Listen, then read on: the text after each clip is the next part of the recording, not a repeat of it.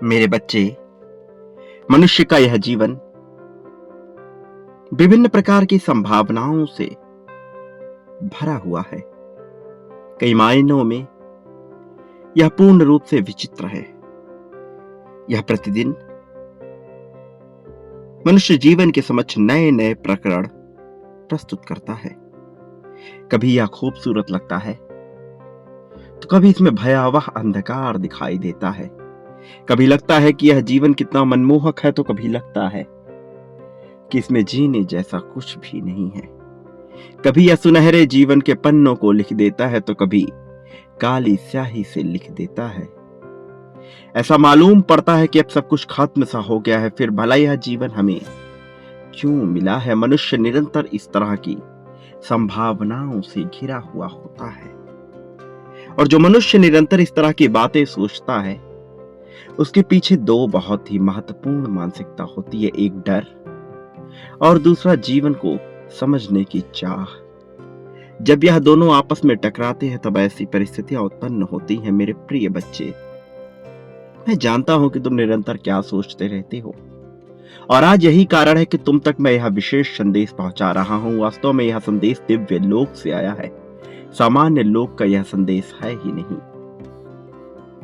इसलिए मेरे प्रिय बच्चे, मैं चाहता हूं कि तुम इस संदेश को पूर्णतः अंत तक सुनते रहो, चाहे परिस्थिति कोई भी हो।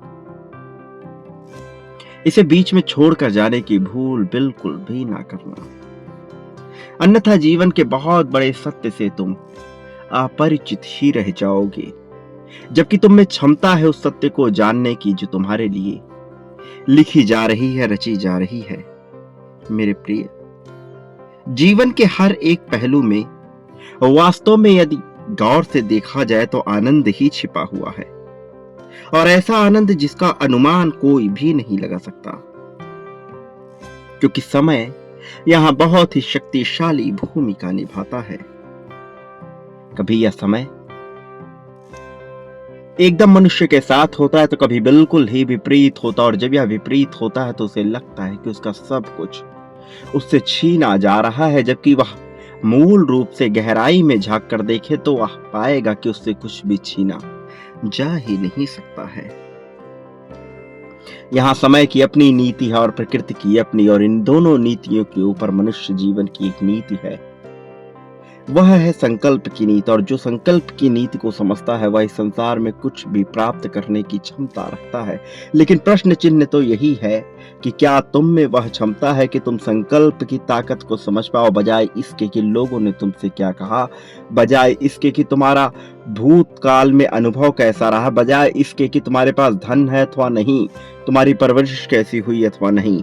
क्या तुम में क्षमता है उस संकल्प को ग्रहण करने की जो तुम्हें उच्च श्रेणी में ले जाए, जो तुम्हें उच्च से भी उच्चतम बना सके। प्रिय बच्चे, तुम्हारी आंखों के सामने संसार में बहुत कुछ घटा है, बहुत कुछ अनुभव किया है तुमने, वह जिसे बयां कर पाना सामान्य नहीं है, और सामान्य मनुष्य के लिए उसे झेल पाना भी आसान बात नहीं है। लेकिन तुमने उसे झेला है, तुमने उसे जिया है, तुमने महसूस किया है। तेज तूफानों को भी तुमने महसूस किया है, और भयंकर भीषण गर्मी को भी तुमने महसूस किया है।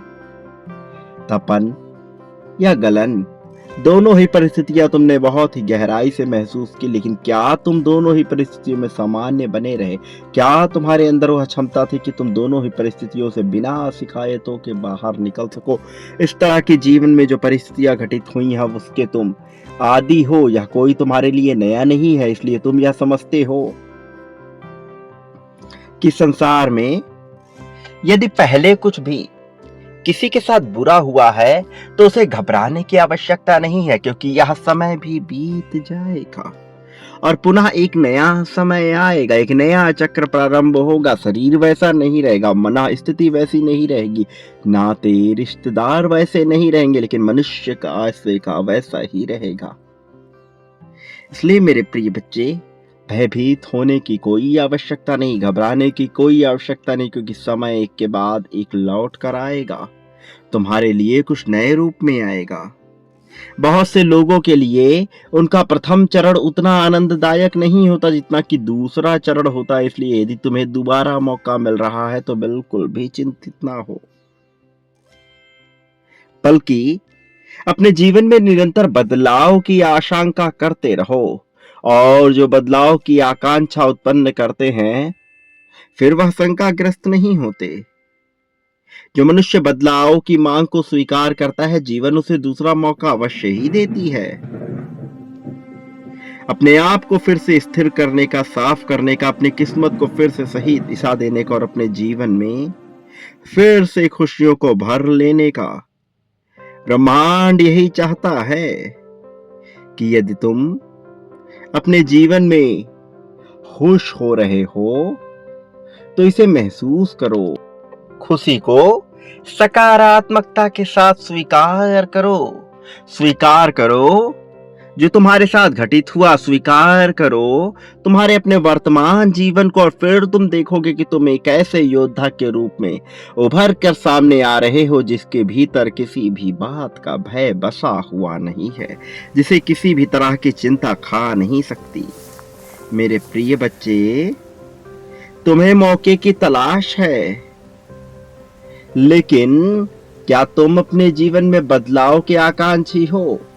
यदि तुम अपने जीवन स्तर को बदलना चाहते हो तो उसका प्रारंभ बहुत ही छोटी छोटी चीजों से करो।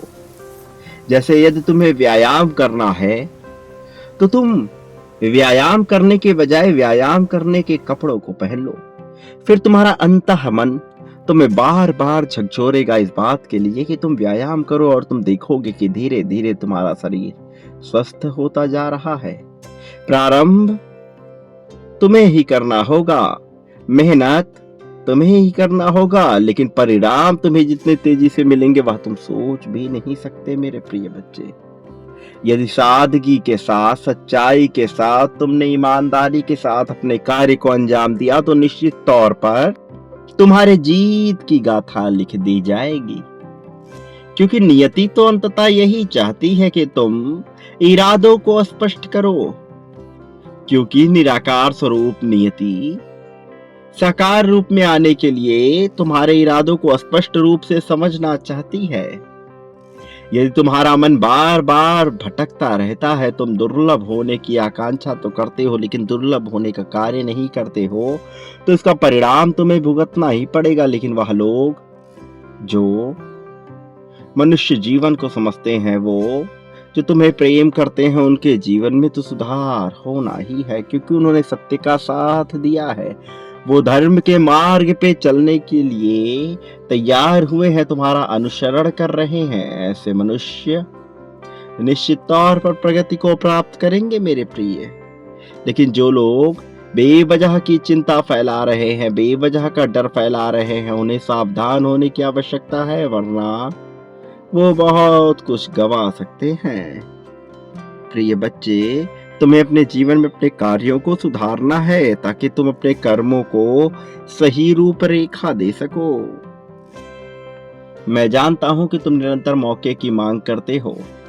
कारण ये क्योंकि तुम्हें लगता है जो तुम्हारे पास है वह पर्याप्त नहीं है। वास्तव में तुम्हें अपने आप को माफ करना होगा उन पुरानी भूलों के लिए जिनका अब कोई अस्तित्व नहीं है। तुम्हें त्यागना होगा उस तरह की बातों को। तुम्हारे मन मस्तिष्क पर केवल और केवल एक विचार होना चाहिए, अपनी प्रगति का और अपने जीवन को सही दिशा देने का। अन्यथा पछतावे के सिवा मनुष्य के पास कुछ भी नहीं बचता है।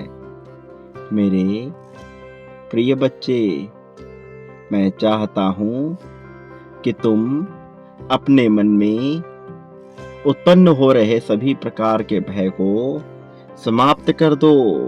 मैं चाहता हूं कि तुम अपने जीवन को एक बेहतर दिशा की ओर मोड़ सको। मैं जानता हूं कि तुम धार्मिक हो। वास्तव में धर्म का संबंध किसी भी कर्मकांड से नहीं है, लेकिन अब जबकि मैं समझता हूं कि तुम वास्तविक धार्मिक हो, तो मैं निश्चित तौर पर तुम्हारी सहायता भी करूंगा। मेरे प्रिय बच्चे, मैं तुम्हें कभी भी कमजोर बिल्कुल भी नहीं पड़ने दूंगा। मेरी बातों को बहुत गहराई पूर्वक सुनो, इसके भीतर उतरने का प्रयास करो। मैं चाहता हूं कि तुम अपने जीवन में आ रही समस्त चिंताओं से निपटने में माहिर हो जाओ। और जल्द ही ऐसा होगा। फिर तुम्हें घबराने की आवश्यकता बिल्कुल भी नहीं होगी। प्रिय बच्चे, मैं चाहता हूँ कि तुम्हारे हृदय में सबके लिए करुणा और प्रेम बसा रहे, क्योंकि तुम करुणा और प्रेम को अपनाते आए हो।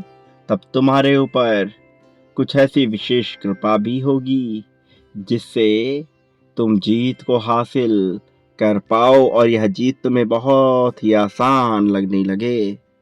और ऐसा निश्चित तौर पर होगा, जल्द ही होगा। तुम्हें चिंता करने की आवश्यकता नहीं है। प्रिय बच्चे, अब तुम्हारे जीवन में ही तुम्हें जो कुछ भी अनुभव झेलने पड़े हैं, उनसे छुटकारा पाने का समय आ गया है। अब दीन दुखिया बनकर रहने का समय नहीं है, बल्कि मजबूतों की तरह आगे आकर लड़ने का, खड़े होने का समय है। समय है कि अब तुम वह महसूस कर सको जो तुम्हें मैं कराना चाहता हूँ, ताकि तुम न केवल जीत को प्राप्त कर सको, बल्कि अपने जीवन में भी सही दिशा का चुनाव कर सको। मेरे प्रिय बच्चे,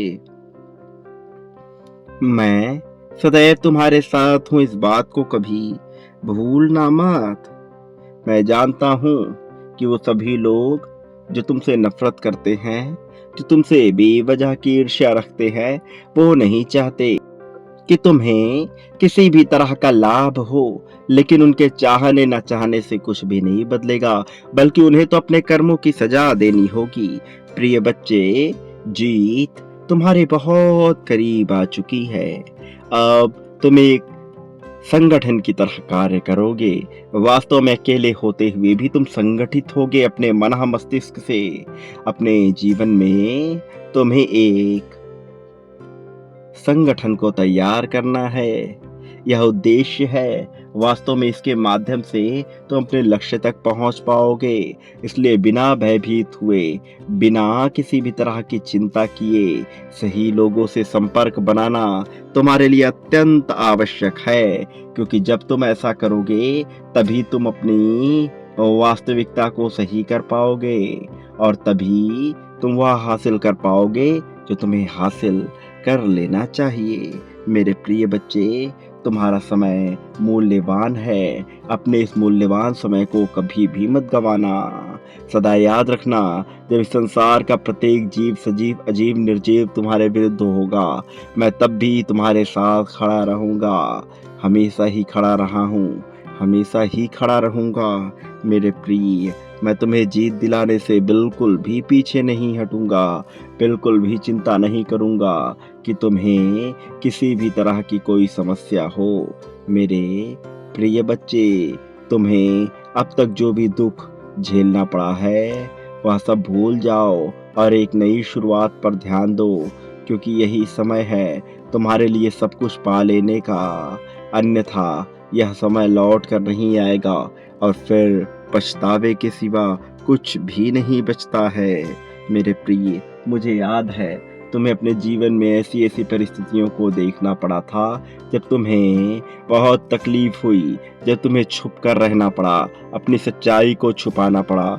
लेकिन तुम्हारी सच्चाई में ही तुम्हारी सादगी है, और इसी में तुम्हारा जीवन छिपा है। मेरे प्रिय बच्चे, बहुत ही गहराई से मेरी बात सुनो। तुम्हें चिंता करने की बिल्कुल भी आवश्यकता नहीं है।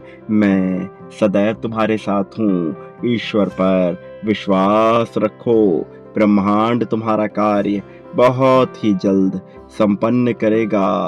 बहुत ही जल्द तुम्हारे जीवन में आ रही चमत्कार को तुम महसूस कर पाओगे, और जो दिक्कतें हैं, जो समस्या है, जो परेशानी है, उसे दूर भगा पाओगे। मेरे प्रिय बच्चे, एकजुटता दिखाओ, अपना संगठन तैयार करो, अपने आप को मजबूत बनाओ। यह तुम्हारे लिए आवश्यक है, वास्तव में अत्यंत आवश्यक है। सदा सुखी रहो। मेरे आने वाले संदेशों की प्रतीक्षा करना। मैं अवश्य आऊँगा तुम्हें सही मार्ग दिखाने के लिए। एक बात सदा याद रखो, तुम इस संसार में जो भी बांटते हो, उसे कई गुना ज़्यादा मात्रा में प्राप्त करते हो। मेरे प्रिय बच्चे, इसे बहुत गहराई से सुनना। चाहे प्रेम, चाहे धन, त्याग, समर्पण, ईर्ष्या, द्वेष, नफरत, जलन जो बांटोगे वह वापस तुम्हारे पास आएगा। तुम्हें और अवसर मिलेंगे जलन बांटने के, तुम कुछ भी ना कर सकोगे और अंततः समाप्त हो जाओगे। इसलिए मैं चाहता हूँ कि तुम खुश होकर जीवन जियो, सारी चिंताओं का त्याग कर दो। मैं सदैव तुम्हारे साथ हूँ। मेरा आशीर्वाद हर हाल में तुम्हारे साथ है। सदा सुखी रहो, तुम्हारा कल्याण होगा, तुम्हारी प्रगति होगी।